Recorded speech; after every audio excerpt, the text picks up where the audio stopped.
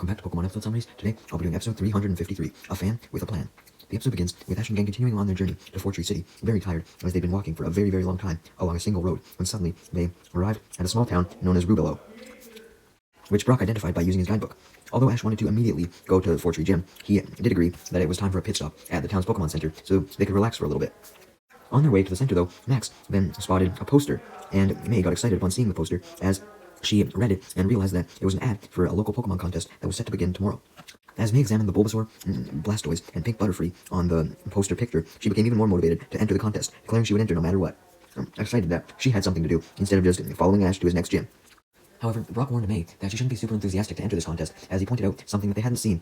on any contest poster before, which was, in the middle of the poster, a picture of a ribbon with an R1 on it, and they immediately questioned what the fuck this meant.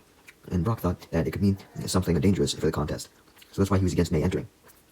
May was now curious as well as to what this R1 meant, so she decided to kill two birds with one stone, go to the Pokemon Center to take a break, like Ash wanted, and also ask Nurse Joy for information about the contest, including the R1 symbol. And sure enough, when May asked about the R1 symbol, Nurse Joy revealed that R1 meant that you needed at least one ribbon to enter the Rubello contest.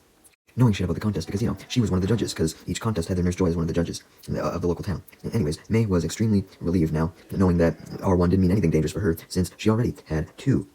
ribbons, and declared that she was going to kick some goddamn ass in this upcoming contest. Nurse Joy wished May luck, and stated that if she managed to win this contest, then it would definitely give her a better chance to participate in the grand festival, since she would then have 3 out of the 5 necessary ribbons, and added that if she thought having 1 ribbon as a requirement was a little extreme, having 5 ribbons was fucking insane, and that just proved that grand festival competitors were worthy. May, however, had seemingly forgot what the fuck the grand festival even was, despite having it explained to her when she first saw Janet's contest, so she asked what it was. Though, before Nurse Joy could respond, May got startled as she heard a familiar voice, who interrupted what Nurse Joy was saying. This familiar voice belonged to none other than May's rival Drew, who made fun of May, stating that he was not surprised that May had forgotten about the grand festival. May rebutted that it appears as though Drew was constantly stalking her, or really wanted to beat her or some shit, because he was constantly following her around, although Drew just rebutted that he was simply just entering the Rubello contest as well, not just May, and bragged that he was entering the contest because he had heard of a whole bunch of other coordinators entering, and he wanted to purposely come in to practice against strong coordinators, not just go from random contest to random contest for no rhyme or reason, like some other coordinator, referring to May, which made May angry as fuck. So she decided to try and show Drew up by pulling out her ribbon case and showing off her 2 ribbons she had won so far. But Drew reminded May that he was doing way better himself than just having 2 fucking ribbons, and acted like 2 ribbons was nothing at all, which infuriated May, to the point where she was gonna fucking beat his ass for real. But before May could do anything, Drew was overwhelmed by a swarm of rabid fangirls. Drew wasn't even happy with the attention he was getting, as he didn't even know any of these women, and they were just intimidating him as they continued to annoyingly swarm around him, seeming very, very obsessive, as they had a whole bunch of merchandise of him, such as pictures, shirts, cell phones, and other shit. At first, Drew thought that he just had fangirls for merely being just himself. He thought that he was so awesome, but he soon realized that all of these fans were people who had watched him participate in other contests.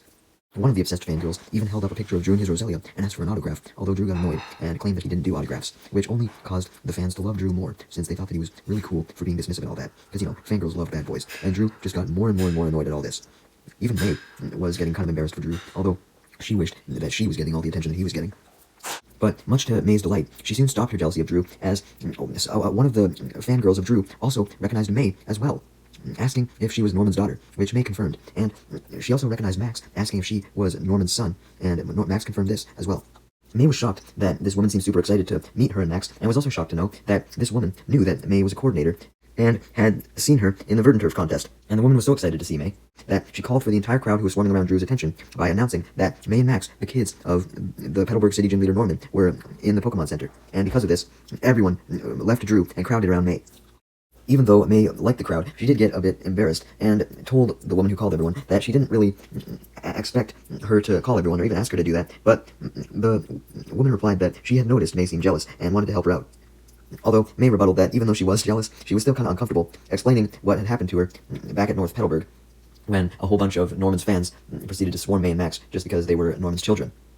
Suddenly, May then got even more PTSD flashbacks to the incident at North Petalburg, when she saw that all of the girls not only had Drew merchandise, but a whole bunch of Norman merchandise, such as pictures and keychains and shit like that. Upon seeing this, May got extremely disappointed, as did Max, realizing that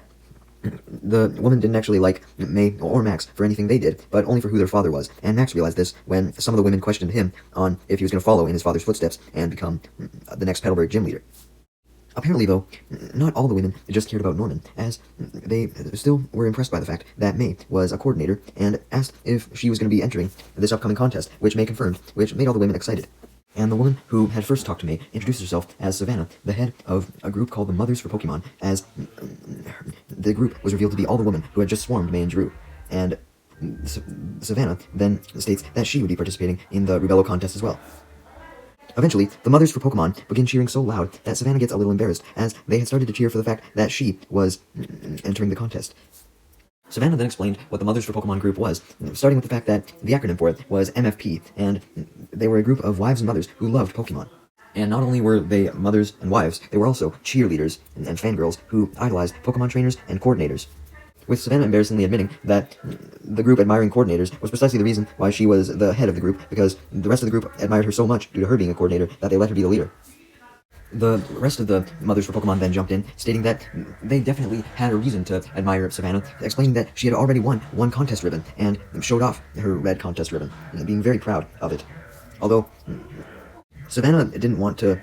gas herself up if she didn't deserve it, so she simply just claimed that her getting her ribbon was just pure luck, though the rest of the Mothers for Pokemon denied this. Savannah, embarrassed, tries to turn the topic of the conversation back to May and Max, talking about them being Norman's children again, and eventually this causes the Mothers for Pokemon all to suggest that May and Max come to a party that they were going to, since, they believed that they were super famous since they were Norman's kids, and they felt that they deserved to come to a party. Ash, wanting to go to the party as well, and wanting to prove that he was awesome as well, despite not being from a notable family, asked if any of the women knew about him, although one of the women just gave him a blank look, and they looked in a book of promising and handsome young trainers that they had followed throughout their entire history of an organization, and they confirmed that they've never even tried to stalk Ash without him noticing before, saying that he wasn't even on their radar for promising and handsome young trainers, making Ash extremely sad. Come on, man. Ash has been the protagonist for like 3 generations now. You think some people would recognize him as being awesome? Damn, he's just catching strays here. Meanwhile, a very tired Team Rocket, exhausted as fuck from all their recent blast-offs, had just arrived in Rubello Town as well, and Jessie immediately noticed the same poster that Ash and the gang had, advertising the Rubello contest, and declared that she obviously wanted to enter with her Dustox, wanting to win this time. James and Meowth didn't think that Jessie had any chance of winning, so they just groaned in annoyance, as they reluctantly followed Jessie to the contest entry hall, and immediately upon getting there, the guy who was working reception informed Jessie what R1 meant, which, meant that Jessie couldn't participate since she didn't currently have a single contest ribbon. Meowth had noticed R1 on the poster earlier and tried to explain it to Jessie before they even went to reception, but Jessie refused to believe Meowth, which was really why she had gone to the receptionist in the first place to see if this rule was really true. And when the receptionist had confirmed this of course was why Jessie was extremely angry as fuck, and she tried her best to haggle with the receptionist guy to let her enter, but the receptionist guy just got angry in response and absolutely refused Jessie's request, which just made Jessie even more depressed. But she suddenly came up with an idea. She was going to try and steal a ribbon to enter the contest. Meanwhile, back with Ash and the gang in the Pokemon Center, since the MFP couldn't find a party for May and Max to join, so they decided to make it up to them by treating them to a lunch break, and they all chowed down on some food and orange juice. May then asked the MFP if they liked Drew more than her,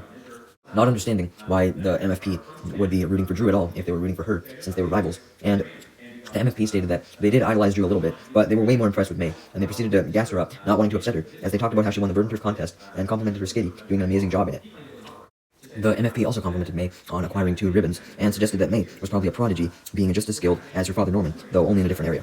May was more than happy to get all these compliments, as it was exactly what she needed to feel more relieved upon going into the stadium to battle at the contest tomorrow, and more proud of her previous achievements thus far. As for Ash, though, he did not appreciate the compliments that May was receiving, getting jealous that the women hadn't even heard of him and hadn't mentioned a single word about his gym battles, although Max reminded Ash that the women didn't even know who he was, so they couldn't mention his gym battles. Although Ash rebutted that he was such a good trainer that they should know him in his gym battles, and proceeds to rant as quietly as he could that he actually did hard work and training in gym battles, unlike May, who just did contests. Max instantly accused Ash of being jealous, but Ash very much denied this, not wanting to admit it. May then decided to stop the Mothers for Pokemon from asking her any more questions at this point, because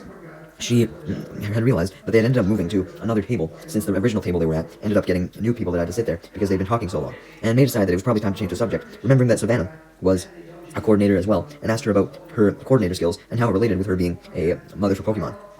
All of the other Mothers for Pokemon immediately answered for their leader on her behalf, and explained that Savannah was pretty good, and that was why she was going to be in the Rubello contest in the first place. One of the Mothers for Pokemon then diverts the questions back to May, asking what Pokemon she was going to use for the contest, but May admitted that she didn't know. And May asked the same question to Savannah, and Savannah stated that she had picked her top 2 Pokemon, but she hadn't fully decided on which one she was going to use. This led one of the other mothers for Pokemon to suggest that Savannah show May the top 2 that she was thinking of sending out, so that way May could help her decide which one to choose, and May could become more motivated to choose a specific Pokemon as well. Just then, though, right as they were all going to go outside the Pokemon Center so that Savannah could show off her 2 picks, the rest of the mothers for Pokemon just realized that it was time for them to go do their motherly chores, and so they decided to stop questioning May and talking to her, since they had to make use of the little bit of free time that they set aside to take care of the chores at their house, as well as their families. May questioned what chores they had to do, leading the mothers for Pokemon to reveal that since they were mothers and wives, they had plenty of chores to do, and they liked to all do them together. They like to, help each other out at their own respective houses. So they asked Savannah to join them as well, since, she was the leader of the group after all, so she should be involved. But Savannah declined, stating that she would stay behind with May. All of the other Mothers for Pokemon members reminded Savannah, though, that she had a daughter she had to watch and take care of, being a great mother, but Savannah stated that she knew her daughter was independent and could go a little while to be by herself, so she decided to go back and check on her daughter after she had showed May the 2 Pokemon she was entering in the contest. The rest of the mothers for Pokemon didn't really want to anger their leader, so they let her do as she pleased, and they decided to head off to check on their families. Although, before they went, as Ash and the gang and Savannah were seeing them off outside the Pokemon Center, Brock didn't want to see the mothers go, as apparently he was attracted to MILFs, because he was attracted to all of these mothers, and he had some sexual thoughts on his mind. So he tried to convince all of the mothers to let him come along, even if Ash and the gang had to come along with him as well, stating that he knew that housework was a hard job. And Ash actually stood up for Brock, saying that, because he knew what Brock was getting at, and complimented Brock for being useful when it came to housework. So Savannah saw that Brock would be in high demand for all of the moms, so that he could help them do all their chores. And upon hearing this, Brock had a little fantasy that all the mothers would come to him, and they could have a huge fucking orgy while eating his cooking, and they could watch him clean and shit like that. Even though Ash initially tried to help Brock out, and, gas him up and shit like that, he eventually got annoyed by Brock simping, as did May and Max, so the 3 of them declined going with the moms, and told Brock that he couldn't come either. Although Brock barely even noticed this, because he was too in love with all the moms, and he just stared at them as they all walked off. With the rest of the mothers for Pokemon gone, May asked Savannah if she was truly sure her daughter would be fine without her for a bit, and Savannah assured May of this, and stated that she really wanted to introduce May to the Pokemon she was using in the contest, and she did so, revealing that the 2 Pokemon she was considering using, even though she could only choose one, was a Flareon and a Lairon. This was May's first time seeing a Flareon, and she hadn't saw a Lairon in a long time, so she used her Pokedex on both of them to learn more about them. While May was scanning Flareon and Lairon with her Pokedex, Savannah took the opportunity to just, look around and scope out the Pokemon Center just because she was bored, and she saw another poster for the contest, and saw that her and May had both apparently missed the first time that 2 Pokemon could actually be used for the contest, since one Pokemon would be used for the appeal rounds, and another Pokemon would be used for the battles.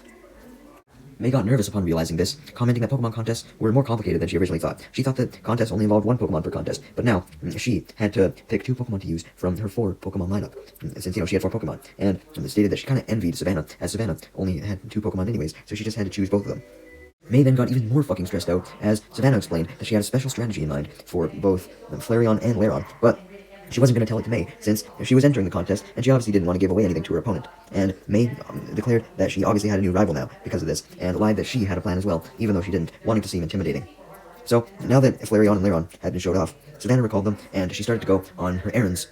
before checking on her daughter, because, she wanted to do her chores first, I guess, because she was already out and about and not at home, and Ash and the gang decided to come with her, since she would be lonely without having the rest of her group. Savannah started her chores by going shopping, and specifically, she was shopping for some produce. Surprisingly, Brock didn't get distracted by beautiful women, or even Savannah, but he got distracted when they passed by the produce marketplace, noticing a lot of tomatoes and thinking of adding it to his ingredient list for his special food. Claiming the tomatoes were absolutely in perfect condition as he picked one up, right as Savannah came by from where she was shopping at on another stall of produce, and asked Brock why he cared so much about those tomatoes, leading Brock to reveal that he was not only a Pokemon breeder, but also a great cook, just like Ash had said, and stated that he thought these tomatoes would be perfect for his next recipe. May, Ash, and Max were kind of bored, as May was not focused on the shopping whatsoever, too focused on trying to come up with who to use in the contest, and eventually, while Brock actually purchased some tomatoes, Ash asked May what Pokemon she planned to use, and May simply replies that she was still trying to figure that out because she had forgot to think of that sooner, and she continues to think extremely hard. Eventually, May comes to the conclusion that she should use Skitty, since all of the mothers had complimented how Skitty was good in the Verdanturf contest, but May then realized that they hadn't even seen Beautyfly, period, let alone its awesome performance back during the Fall Arbor contest, although May reminded herself that Beautyfly lost the contest before that, back at Slateport. As I'm sure you know, May didn't just have to pick between Skitty and Beautyfly though, because Bulbasaur and Torchic were also on the table, since May kind of wanted them to join at least one contest, since neither of them had joined one yet. Unfortunately, May got extremely concerned as she just couldn't come up with the combo of Pokemon that she wanted to use, and vented about this to Ash and Max, although Max reminded May that she can still think of which ones to register, even the second before she fully registered for the contest. So basically, he knew that May still had a lot of time to decide. Meanwhile, back with Brock and Savannah, Brock was about to buy an onion and a turnip, claiming these would be perfect for his recipe as well, for his awesome food. Although, just as he grabbed the turnip and the onion, a girl grabbed them first. Savannah recognized this girl as she introduced her as her daughter, Sandra, who she usually had help her do the grocery shopping, which was why she was currently buying some shit. Brock didn't want to upset Savannah, so he let go of the turnip and onion that he was still trying to grab from Sandra and let her have them. Once Sandra had been introduced to Ash and the gang, Savannah introduced Ash and the gang to Sandra, introducing May as a coordinator with 2 ribbons, and introduced May as well as the daughter of the Petalburg City gym leader, Norman, calling him the one and only Norman, and also she introduces Max as Norman's son as well. Ash and the gang were surprised, as Sandra didn't seem to care about the fact that Max and May were Norman's children, and she didn't really care about anything, aside from teasing her mother, calling her too focused on her job as the leader of the Mothers for Pokemon Club, specifically calling her the head honcho of it, and stating that it was almost impossible for her to think of anything else unrelated to the club. Although May rebutted that she could clearly think about things other than the club if she was able to be a good coordinator herself, and also talked about how Savannah had done a lot to explain things regarding the contest to her, especially regarding the rule of having 2 Pokemon in the contest, and also just showing her own 2 Pokemon. Although Sandra stated that doing that was also just part of her mother's job to stick up for the trainers that she found interesting and cheered for, reminding May that cheering was part of the club's job. And basically, she said that the main reason why she wasn't super enamored by the fact that May and Max were Norman's children was the fact that she just couldn't get super excited anymore, because her mother always got excited about shit, so the excitement around anything had kind of worn off for her, because she was so used to her mother always being excited. Although she clarified that just because she didn't find May and Max interesting, it didn't mean that she found trainers as a whole not interesting. She just found most of the ones that were currently training uninteresting. In fact, she wanted to be a trainer, to be one that she herself could find cool, declaring that she was going to travel the world as a trainer, just as her mom used to. Although her mom, Savannah, just laughed, stating that she traveled a long time ago. She had almost forgotten about all that. Ash told Sandra that it was definitely a good idea for her to go traveling, explaining that he was traveling as well, although Sandra just ignored him and asked him to hand over his Pikachu, as she liked it and wanted to pet it and hug it for a little bit. Pikachu seemed to want Sandra's hugs, so Ash permitted it to go, and to Ash's surprise, as soon as Pikachu was inside Sandra's arms, Sandra actually seemed to know what she was doing when petting it, and commenting that most people who would pet Pikachu accidentally got electrocuted because Pikachu got scared, but not with Sandra. And Sandra then complimented Ash, stating that he's clearly trained Pikachu pretty well, being able to tell because of Pikachu's attitude. And this makes Ash happy, since this was the first compliment he's gotten as their new arrival in Rubelo, because, everyone had pretty much ignored him. Savannah had doubted her daughter becoming a trainer, as she had never seen her interact with Pokemon, but she was delighted to see that she was getting along with them, like most people did, and officially permitted her daughter to go on a journey soon. But for now, she just wanted to go back to her house, since she wanted to unload all the produce that she had gathered. Although Sandra wanted to go back as well, she suggested that Ash and the gang come with, since she still wanted to play a little bit with Pikachu. Savannah was more than happy to invite Ash and the gang to her house, since she knew that they were a talented bunch of people, and Sandra was bound to learn some stuff from them before she went on her journey. And Ash and the gang accepted the offer when Savannah offered them a free dinner, probably made with some of the freshly grabbed produce. After dinner, Ash and the gang were still at Savannah and Sandra's place, although May was back at the center though, since she wanted to get some training in with her Pokemon before the contest, trying to find out which of her Pokemon would be best fit for the contest. So she started off with Torchic, having it use Ember, and then she had it run around and use Peck, and she simply thought that these attacks looked okay. And then she had it use a Tackle, and she thought the same thing. Next, she sent out her Beautyfly, and had it use a Silver Wind that was relatively majestic, and then she had Beautyfly use a string shot through the Silver Wind, which created an interesting pattern of wind and strings. And then she sent out her Skitty, and had it use a Blizzard, followed by a Double Slap directly on the Blizzard, which spread the Blizzard around even more. Lastly, May then sent out her Bulbasaur, and had it try a Vine Whip and Tackle combination, but Bulbasaur failed this, as it ended up tripping on its own vines. May sighed in worry, realizing that Bulbasaur had failed, and Torchic, Skitty, and Beautyfly hadn't done anything that special that they hadn't normally done to warrant her choosing one over the other. And then she started to worry that none of her Pokemon would learn new and interesting techniques, since they couldn't even try anything different, as they just did what they usually did, and that made May think that she was bound to lose, although she tried her best to get her confidence back by remembering all of the compliments the Mothers for Pokemon had said about her and her training. And she kind of let all these compliments get to her head as she started blushing, and remembered how Skitty used to only know fucking Tackle, but then it learned Double Slap, and it learned Blizzard, and it just became an overall powerhouse. And she realized that if she was able to train Skitty like that, then she could train it to learn a new move, or train some of her other Pokemon to learn a new move as well. Right as May had regained her confidence, though, and was about to start training again, she got startled, snapped out of her envisioning of all the compliments again, as she heard Drew's voice, and realized that he must have decided to train by the Pokemon Center as well. May tried to find Drew, and eventually found him, but much to her surprise, she noticed that he wasn't training with his infamous Roselia, but a Pokemon she had never seen before, so she used her Pokédex on it to learn more about it, finding out that it was the evolved form of Surskit Masquerain. Yeah, apparently Drew had one of those as well. May then saw Masquerain practice its quick attack, which led it to fly up into the moonlight, which reminded May of when Grace had her Medicham fly up into the moonlight using Psychic. Next, Masquerain practiced its huge bubble attack, causing a few beautiful rings of bubbles to form around the moon, when suddenly Drew noticed May just standing by him, and decided to take the opportunity to annoy May by bragging about how good his Masquerain was to her, stating that winning the contest would be a cinch for him, and he described his new Masquerain as a solid Pokemon to win the next contest, since it was strong, beautiful, smart, cool, and cute, which were all the attributes that the judges looked at during contests. Even though Drew was a rival, May admitted that she was impressed with Masquerain, though stated that Drew would be impressed with her new Pokemon as well, showing off Bulbasaur as she told it to go meet Drew. Drew was admittedly intrigued about May's Bulbasaur, asking about how she had managed to acquire it, since Bulbasaur was rare in the Hoenn region. Although Drew was impressed with Bulbasaur at the start, he proceeded to eventually call May's Bulbasaur undisciplined, since, as opposed to listening to May and having it going to meet Drew, Bulbasaur instead disobeyed her and took more interest in Drew's Masquerain, greeting it instead. Drew proceeded to insult May's Bulbasaur some more, and this just motivated May to actually use Bulbasaur in the contest to try and prove Drew wrong, and prove that her Bulbasaur was actually good and not undisciplined. And she had unwavering confidence in registering Bulbasaur as her Pokemon now, leaving Drew and going back to Sandra and Savannah's house, where the rest of the gang were for the night. So, as May returned to Savannah and Sandra's house, and after spending the night there, the next morning, Ash and the gang left before Savannah did, to go to the contest hall to register. So they went to the Rubelo contest hall, and immediately they saw several other coordinators entering with all of their Pokemon. There was a trainer with their Magnemite, a trainer with their Igglybuff, Umbreon, Mischievous, Wingull, Cacnea, Teddiursa, Shroomish, Makuhita, Plusle, Spiel, another Roselia that wasn't Drew's, and Spinda. In addition to an Oddish, a Hitmontop, a Farfetch'd, an Aeron, and a Butterfree. While Ash and the gang were waiting for May to get registered, Ash, Brock, and Max suggested that May come to grocery shopping with them while they waited for the contest to actually begin, but May rebutted that she would be busy practicing with Bulbasaur instead, exclaiming that she saw that Bulbasaur was nervous since this was its first contest, and she wanted to make sure it wasn't.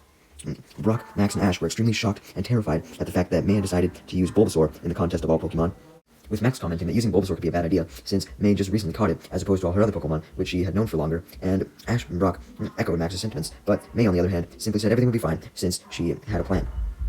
Just then, May spotted that Savannah had showed up at the contest hall, and was extremely nervous for her contest performance, almost dying from stage fright. May also spotted Savannah's Lairon and Flareon beside her, and overheard that Savannah was still stressing about what Pokemon to enter, because even though she could enter both of them, she didn't know which one to enter for the appeals round, and which one to enter for the battle round. So May went up to Savannah to greet her and comfort her, and Savannah immediately asked May's advice for which one to enter for which round.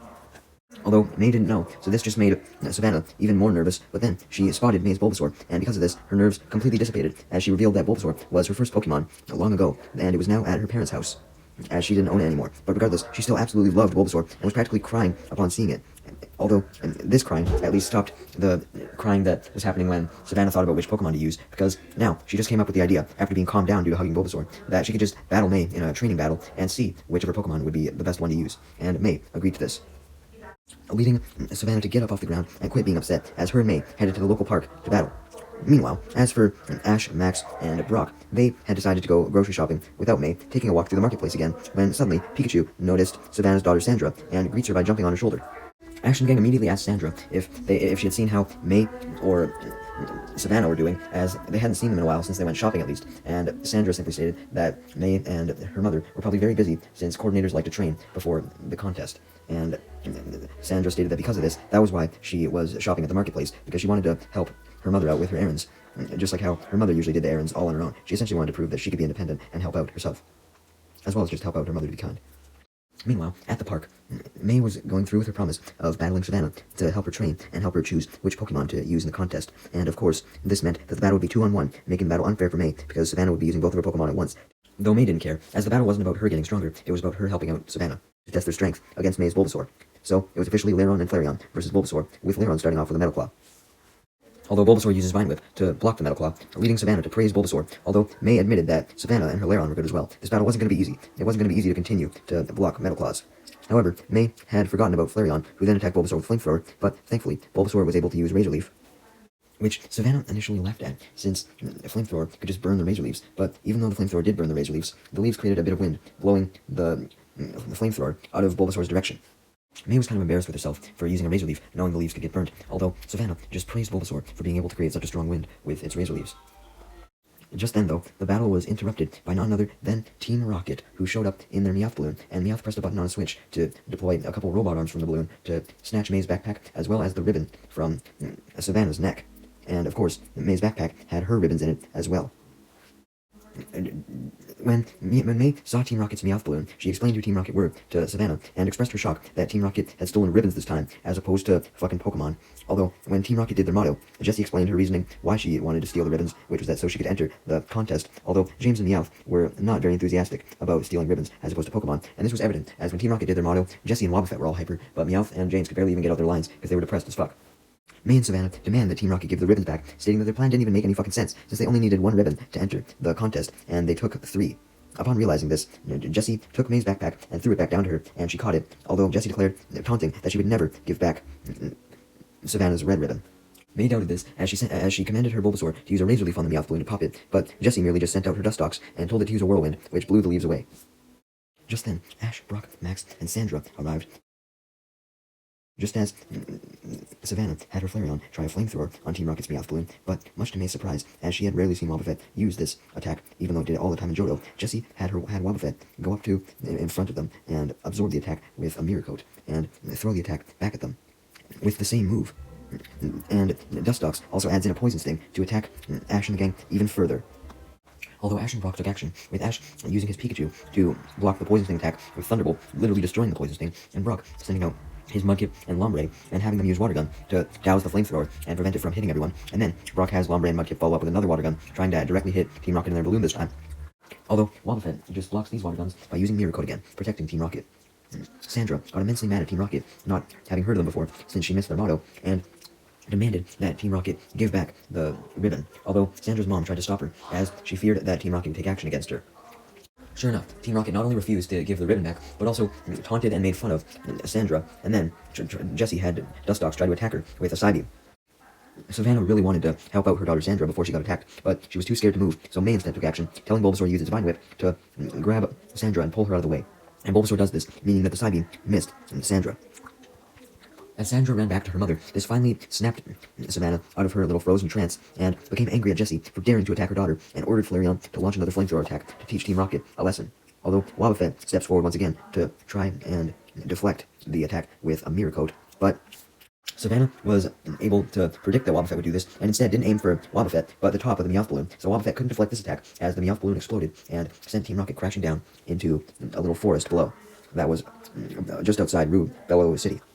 Ash and the gang watched the Meowth balloon fall down, and quickly ran to where it fell, since it was currently on fire from the flamethrower when it was falling, and Ash and the gang wanted to retrieve the ribbons before they got burned in the wreckage. Anyways, as for Team Rocket, when they crashed, they quickly got up from their injuries, right as Ash and the gang showed up, and Ash demanded the ribbons, but Jessie stated that she would give up James and Meowth rather than the ribbons. Although James and Meowth told Jessie that no one that was a contest official was actually going to believe Jessie when she said that the ribbons were hers, since they could likely just find out through a database if Jessie had actually won those ribbons. And after seeing how angry James and Meowth were at her for, betraying them and all that shit, Jessie was convinced and decided to actually surrender the ribbons to Ash and the gang, knowing that there was no other way she could fight back against Ash and the gang. And Jessie sadly actually gave the ribbons back, just as she said, and said that she would find some other way to enter the contest, no matter what. Although James and Meowth weren't happy with just retreating, though. They requested that Ash and the gang do something to put out the fire in their Meowth balloon so that they could fix it. Specifically, use water in some way. And upon hearing this, Sandra whispered some kind of plan into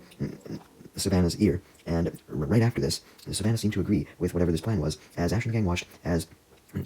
Savannah and Sandra both told Lairon to use its secret attack, or at least one of its secret attacks, Water Pulse, which creates a huge water wave around Team Rocket, and it manages to affect the ground from below. And the ground manages to take the water from the Water Pulse and summon up a geyser, blasting Team Rocket off. Sandra then thanks everyone for saving her from Dustox and Team Rocket, as that thanks was long overdue, as Savannah thanks Sandra for making the suggestion to use a Water Pulse to blast Team Rocket off. And then Sandra wishes both her mother and May good luck in the Rubelo contest, which was now later today.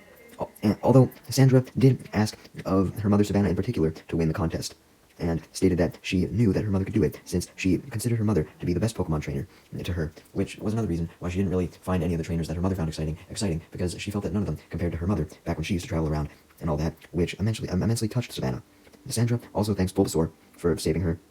and she comments that although she did want her mother to win, she did admit that Bulbasaur would be ready for the contest because it was so strong, and compared May's Bulbasaur to the story she had heard of her mother's Bulbasaur. May thanked Sandra for the compliments to her Bulbasaur, and made sure that Savannah would be at the contest and wouldn't be late, and Savannah confirmed this, stating that she was looking very forward to the contest, and May agreed. The episode then ends with Savannah declaring that what she was looking most forward to was battling both May and Drew, reminding May that Drew was a pretty tough opponent as well and would be participating, but May stated that she was well aware that Drew would be participating and knew how to handle him, having faced him multiple times before, and she was confident that she could actually beat him in a contest, an official one to boot. So, without further ado, May and Savannah prepared for the contest.